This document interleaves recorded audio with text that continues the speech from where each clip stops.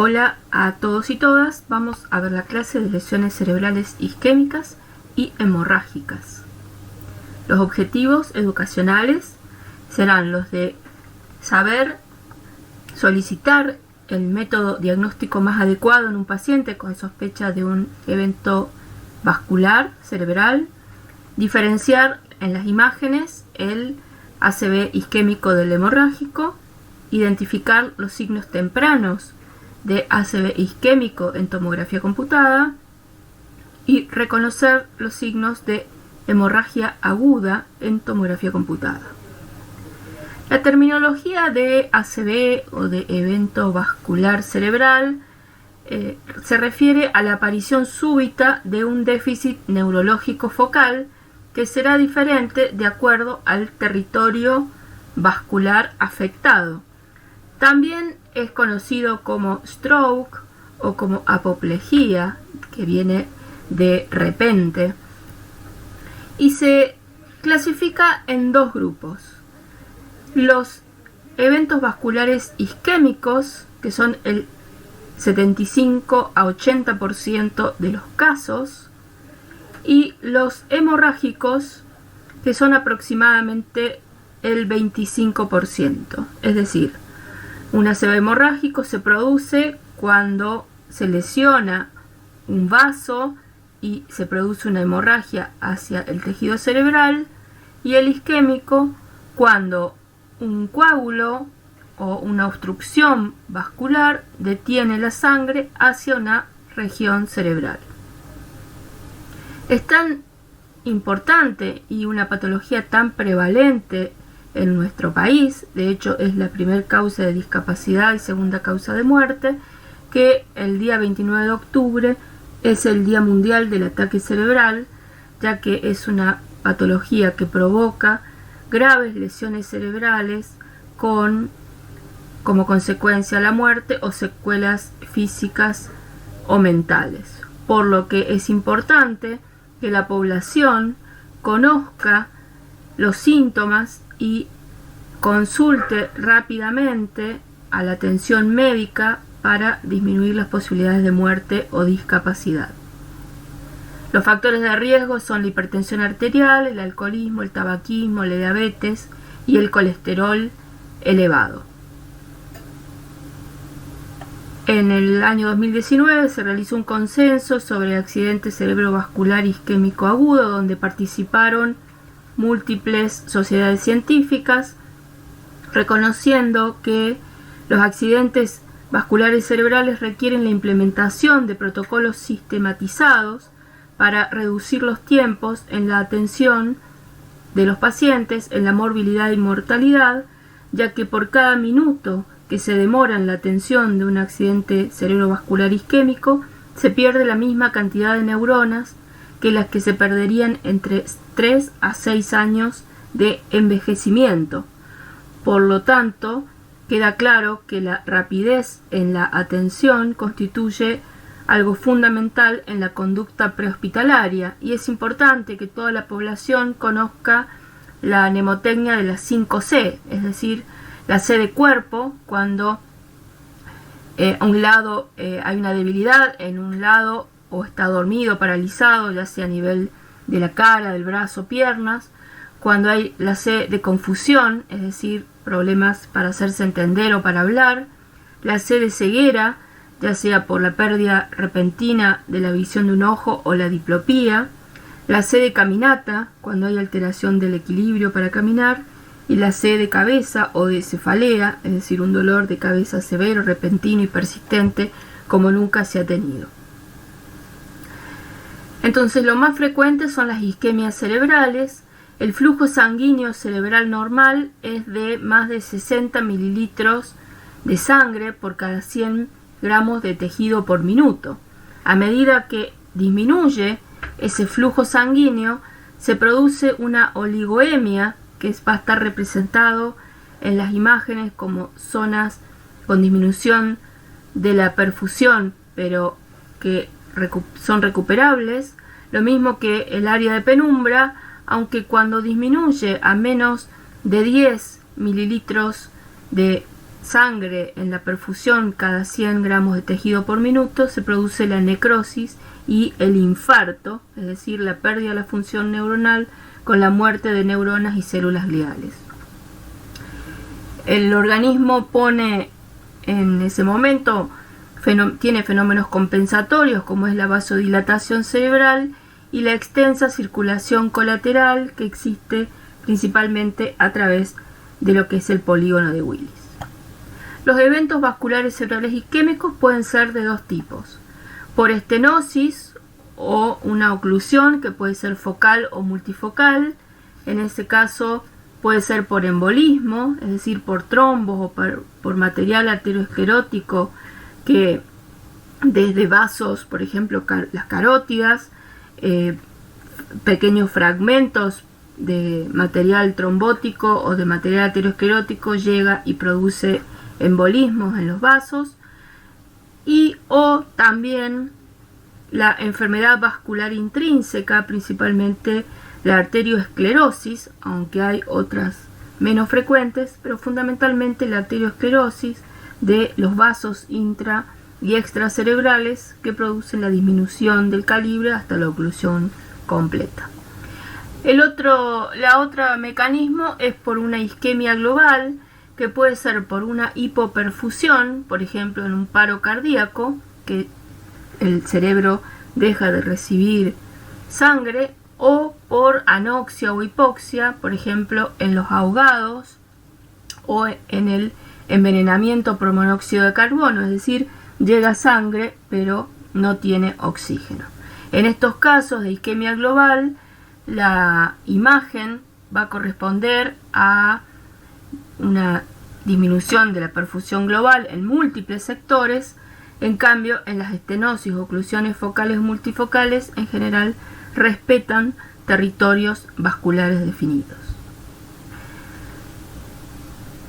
Es importante reconocer la clínica para que tengamos una ventana terapéutica para realizar los tratamientos adecuados dentro, idealmente, de las primeras 3 horas de iniciados los síntomas, o si no había nadie que pudiera demostrar, digamos, en qué momento empezaron los síntomas, desde el último momento en que ese paciente estuvo asintomático.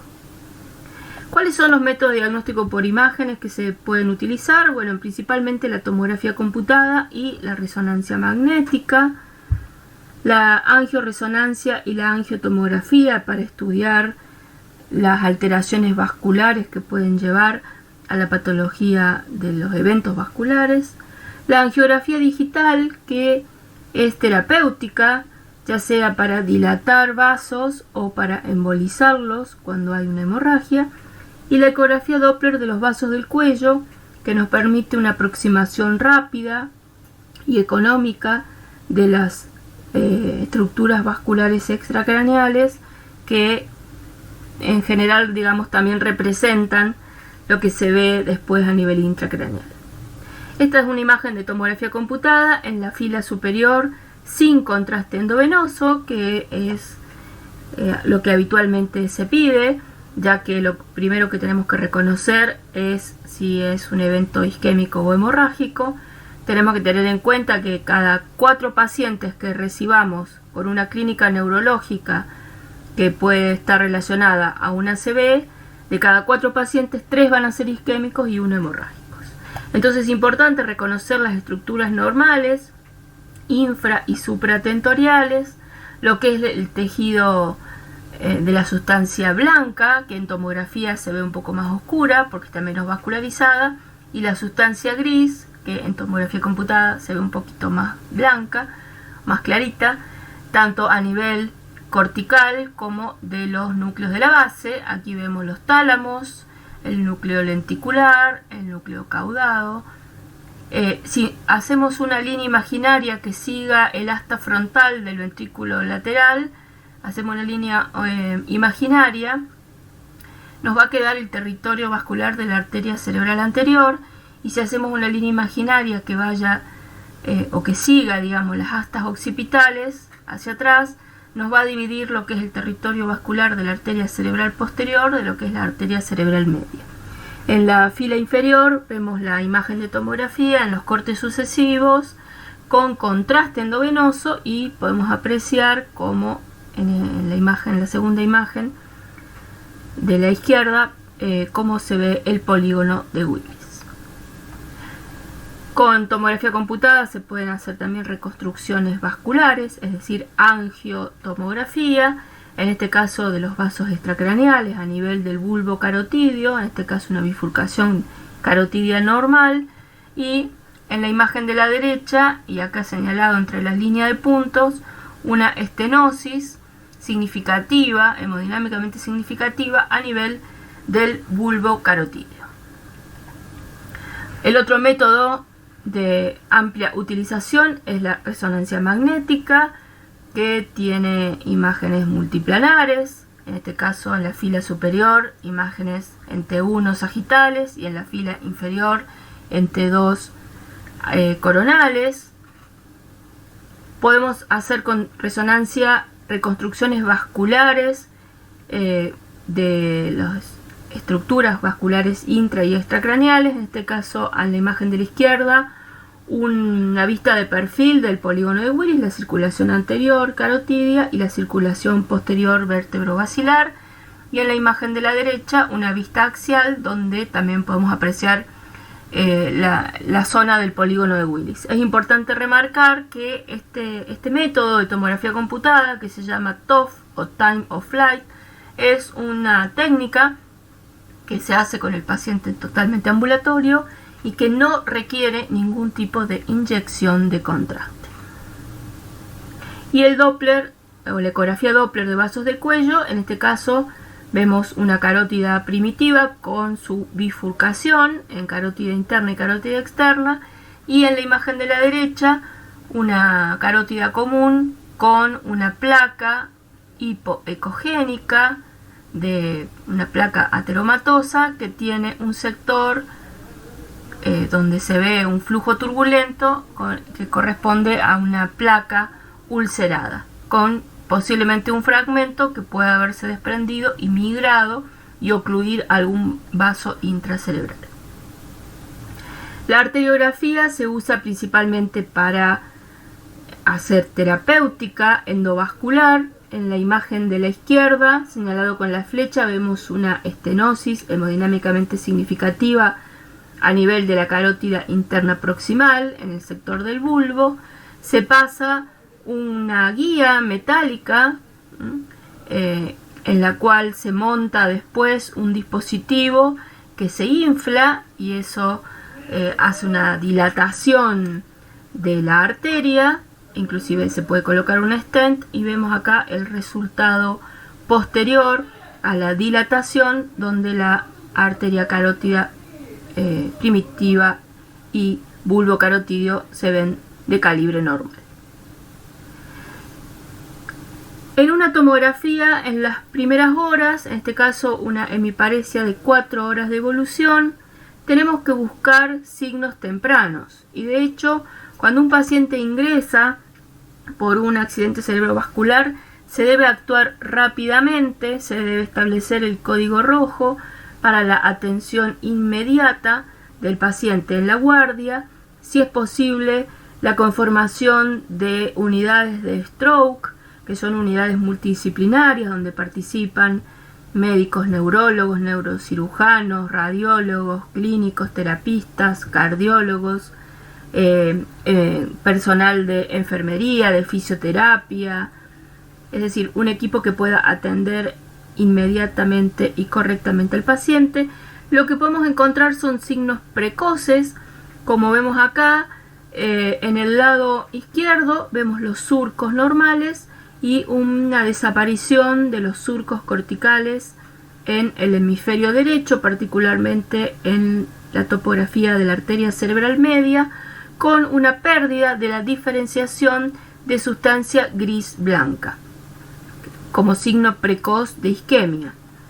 Es importante encontrar justamente estos signos tomográficos porque son los que van a permitir la rápida atención del paciente. Entonces los signos tempranos de isquemia en tomografía computada, la pérdida de la interfase sustancia gris-sustancia blanca, la hipodensidad insular y de los núcleos basales, ya que constituyen tejido de sustancia gris que es circulación terminal y por lo tanto rápidamente se pueden ver afectados en las isquemias, el borramiento de los surcos y el signo de la arteria hiperdensa.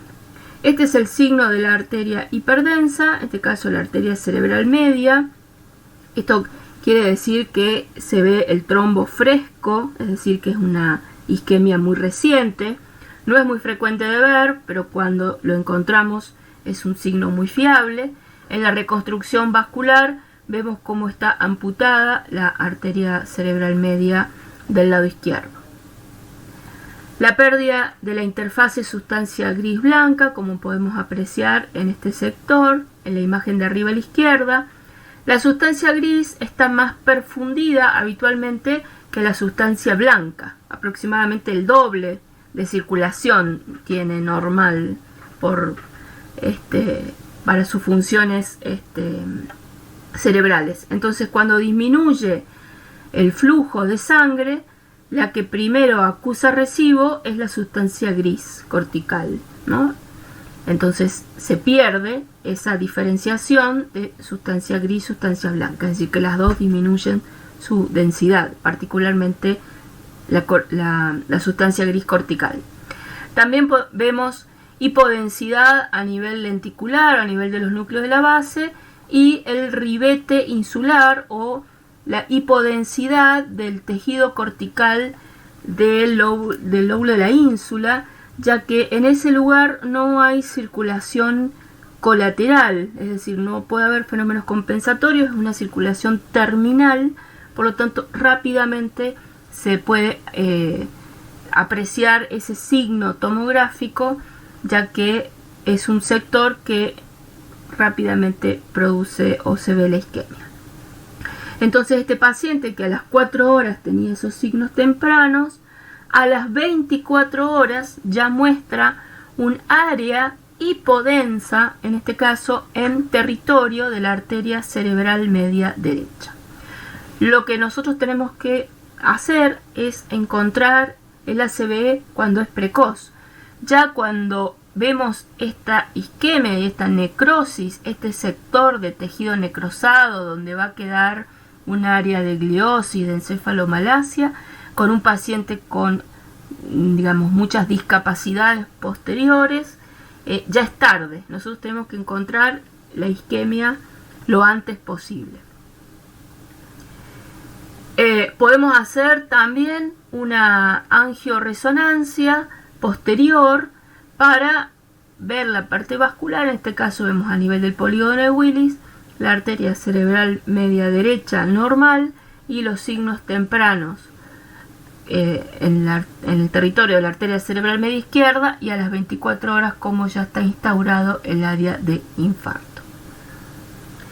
Un método muy sensible para la detección de el diagnóstico temprano y rápido en ventana terapéutica es la resonancia magnética con una secuencia que se llama difusión. Lo que nosotros podemos ver en las primeras 2 a 6 horas en tomografía computada como un borramiento de los surcos y una pérdida de la diferenciación sustancia gris-blanca, a los 30 minutos de sucedido el evento, digamos, de comenzado los síntomas, ya con esta secuencia se puede ver. Por lo tanto, es el mejor método, aunque por supuesto que la resonancia no está tan disponible como la tomografía computada, y particularmente estas secuencias de difusión no las tienen todos los resonadores. También hay que tener en cuenta las isquemias según, digamos, los territorios vasculares, como podemos ver en este esquema con el polígono de Willis, la circulación anterior y posterior, y cómo está representado la oclusión vascular de acuerdo al nivel que está afectado, tener en cuenta también que la sintomatología de los pacientes van a ser diferentes de acuerdo también al territorio vascular afectado. En el caso de fosa posterior y tronco, siempre es mejor hacer resonancia magnética. La tomografía computada son áreas que no puede ver muy bien, ya que hay muchas estructuras óseas, por ejemplo, que rodean la fosa posterior, entonces la sensibilidad de la tomografía es menor. Acá vemos en resonancia magnética a nivel cerebeloso izquierdo y a nivel del tronco áreas de isquemia, es decir, la resonancia en fosa posterior y tronco, en este caso acá a nivel protuberancial, un gran sector de isquemia. Siempre es mejor que la tomografía computada. Tener en cuenta que la resonancia tiene contraindicaciones, el paciente ingresa a un alto campo magnético, por lo tanto, en algunos casos, como en pacientes con marcapasos no compatibles con resonancia o cardiodesfibriladores o implantes cocleares y otros, no tener cuidado porque no pueden ingresar a las salas de resonancia magnética. Además, otra cosa, tener en cuenta que una resonancia, por muy rápida que sea, más o menos lleva unos 10 a 15 minutos y una tomografía es mucho más rápida y compatible con todos los elementos de monitoreo que puede llevar un paciente. Después de las 6 semanas viene la fase crónica de un ACV isquémico, donde queda un área de cicatriz, un área de gliosis, de encefalomalacia, que se llena de líquido, habitualmente cefalorraquídeo. Puede haber una tracción y una asimetría a nivel de los ventrículos y queda una zona cicatrizal. Con respecto a los ACV hemorrágicos o a las hemorragias intracraneales no traumáticas, desde el punto de vista clínico neurológico son similares, es decir, tiene una pérdida súbita de alguna función neurológica. En general, la pérdida de conciencia es más frecuente que en la isquemia y en muchos casos se manifiesta con una cefalea intensa. Los pacientes dicen que es el peor dolor de cabeza que tuvo en su vida. Este déficit neurológico también depende de la localización de la hemorragia, pero aquí también depende de las estructuras que pueden estar destruidas o comprimidas por el efecto de masa del hematoma. E inclusive puede haber áreas de isquemia secundarias a la compresión por el hematoma. Las complicaciones pueden ser también las herniaciones cerebrales, como vimos también en la clase de traumatismo craneoencefálico. La tomografía computada es el método más sensible para la hemorragia aguda, ya que apenas sucede, en tomografía computada se va a ver como una imagen hiperdensa. Las causas son múltiples. En general, las hemorragias a nivel de los ganglios basales, la causa más común es la hipertensión arterial. En las hemorragias parenquimatosas lobares, lo más frecuente es por angiopatía amiloide, por infartos venosos, por tumores y malformaciones arteriovenosas, y la causa más frecuente de hemorragia subaracnoidea es la ruptura de aneurismas. ¿Qué se debe hacer? Una tomografía de cerebro sin contraste. ¿Y qué vamos a ver? Bueno, acá tenemos una imagen hiperdensa correspondiente a un hematoma parenquimatoso. Estos hematomas parenquimatosos pueden ser de los núcleos basales o lobares. La hemorragia en etapa aguda se ve hiperdensa, puede tener este halo hipodenso periférico por edema, digamos, citotóxico, pero la hemorragia es hiperdensa. Al cabo de los días, cuando se va degradando la hemoglobina en la etapa subaguda, después de los 2 días, la hemorragia se vuelve isodensa con el parénquima cerebral, y en la etapa crónica, después del mes, se vuelve hipodensa porque queda un área de destrucción de tejido, de área de encefalomalacia, que que es difícil en muchos casos diferenciar de otras causas de encefalomalacia si no conocemos la hemorragia que tuvo este paciente. En este caso, una hemorragia lobar. En el caso de hemorragia subaracnoidea, también se debe hacer una tomografía sin contraste y lo que vamos a ver es la imagen hiperdensa, pero que está situada en el espacio subaracnoideo, en los surcos o en las cisternas, como vemos en este caso. La hemorragia intraventricular es la presencia de sangre a nivel ventricular, normalmente por una hemorragia subaracnoidea o parenquimatosa que se extiende y vuelca hacia los ventrículos. Como vemos acá en esta imagen, tenemos sangre a nivel de las astas temporales, del tercer ventrículo, de los ventrículos laterales en sus astas frontales y occipitales. Tener en cuenta que esta hemorragia intraventricular también obstruye el flujo normal del líquido cefalorraquídeo y se produce una dilatación ventricular no obstructiva. La otra causa importante de evento vascular hemorrágico son los aneurismas cerebrales, son el 70-80% de los casos de hemorragia subaracnoidea. Es difícil o raro o poco frecuente encontrar un aneurisma cerebral en forma casual, como en esta tomografía, ya que son asintomáticos antes de romperse.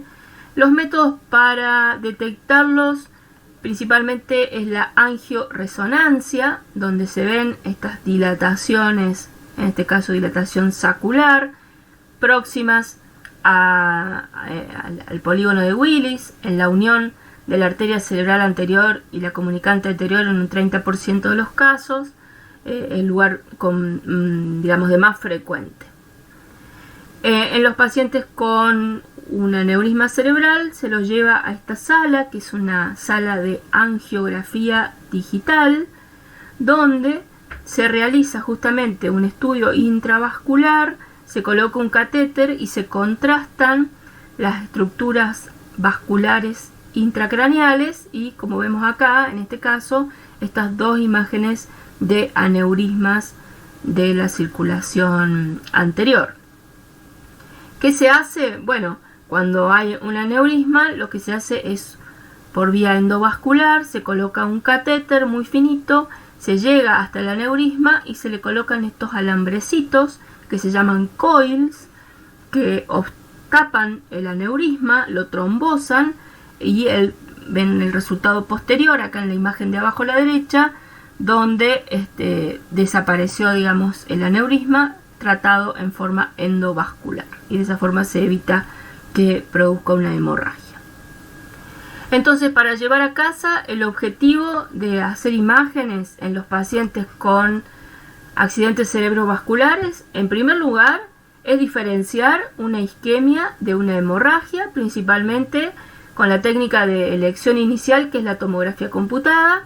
Acá vemos la imagen de la izquierda, es un ACV isquémico, apenas hipodenso, con una pérdida de la diferenciación sustancia gris-blanca, es decir, tenemos que buscar signos precoces.